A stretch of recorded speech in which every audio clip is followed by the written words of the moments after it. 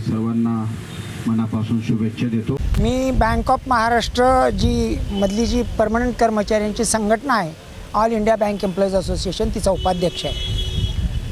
आमच्या AIBA, all India bank employees association AIBA ही स्वातंत्र्याच्या अगोदरची 20 April 1946ची संघटना आहे। 47 साली देशात स्वातंत्र्य मिळालं। आज जे आमच्या बँक मित्रांची अवस्था आहे ती त्या काळात आमची तशीच होती। बँकांचं राष्ट्रीयकरण स्वर्गीय इंदिराजीने 1969 साली केलं आणि मग आम्हाला काही चांगले दिवस आले। आज आम्ही पाहतोय की सरकारने मॉडेल बदलले, म्हणजे कायम कर्मचारी न नेमता कंत्राटी कामगार नेमावे, त्याला एजन्सी कमिशन बेसिसवर आम्ही तेही सहन केलं।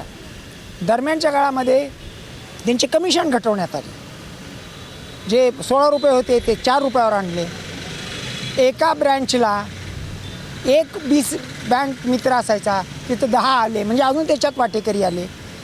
त्याच्यात पुढचं पाऊल बँकांच्या व्यवस्थापनाने उचललं, जे खूप वाईट आहे आणि अमानवी आहे।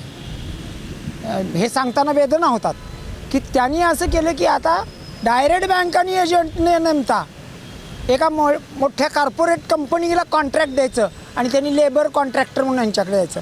म्हणजे आजचे आमचे बँक मित्र हे आमच्या बँकेचे सावत्र काम। याच्यात आम्ही परमनंट कर्मचारी म्हणून आमचं एक मत आहे। आम्ही काय हे उद्योग केला, आम्ही असं मानतो की ज्या राष्ट्रीयकृत बँका आहेत त्यातले पैसे हे इथल्या गरीब भारतीय जनतेचे आहेत आणि त्या जनतेच्या पैशाचे आम्ही विश्वस्त आहोत। ते ना सरकारचे पैसे आहेत ना आमचे आहेत, ते पैसे आहेत गरीब जनतेचे, त्याचे आम्ही विश्वस्त आहोत। We are a trustee of public money. आणि मग ज्याचं पोट भरत नाही आणि ज्याची अकाउंटेबिलिटी नाही, आज बँकेत काही घोळ झाला तर आम्हाला काय कायदेशीर कारवाई करायची याचा स्पष्ट उल्लेख आहे। पण उद्या तुम्ही पाहिलं असेल माध्यमातल्या लोकांनी काही कंत्राटी कामगारांनी अनेक घोटाळे जे आजकाल केलेत, तो आमचा स्वार्थ आहे आणि सामान्य जनता मग त्यातून बँक आणि आम्ही बदनाम होतो। त्याचसोबत त्यातलं मानवी दृष्टिकोन असा आहे की समान कामाला समान दाम हे सर्वोच्च न्यायालयाचा न्यायनिवाडा आहे। संविधानानं आणि संविधानकार भारतरत्न डॉक्टर बाबासाहेब आंबेडकरांनी हे सर्व भारतीय आणि मानवजातीला दिलेलं एक अमूल्य योगदान आहे की समानतेचं मूल्य।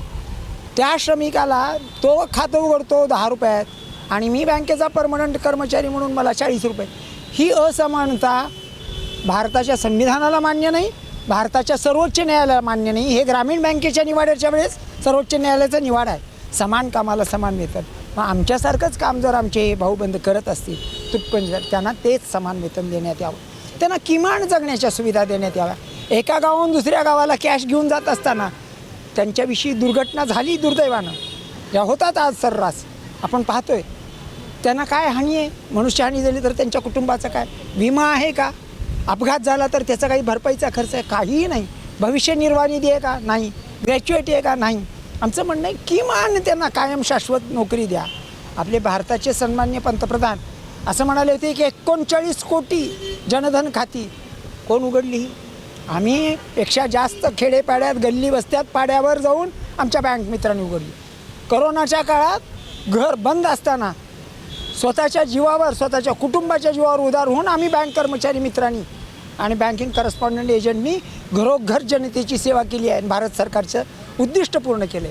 आर्थिक समावेश, फायनान्शियल इन्क्लुजन जे 39 कोटी ते कोण केले? यांनी केले आणि त्यांना जर तुम्ही मानवीसारखी वागणूक द्यावी एवढंच आमचं म्हणणं आहे। आज कामगार दिनाच्या निमित्तानं आम्ही हे रडगार आनंद व्यथा मांडतोय माध्यमासमोर, लोकप्रतिनिधींसमोर।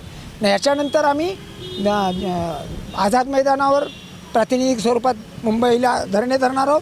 त्याच्यानंतर जंतर मंतरवर आम्ही दिल्लीला धरणे धरणार आहोत। राज्य सरकार, इंडियन बँक्स असोसिएशन, भारताचे अर्थमंत्री, पंतप्रधान या सगळ्यांना आम्ही निवेदनं देणार आहोत आणि ते आमचं म्हणणं तुम्ही आमच्या जनतेपर्यंत पोहोचवावं, आम्हाला आशीर्वाद द्यावेत ही आमच्या माध्यमांकडून पण अपेक्षा आहे।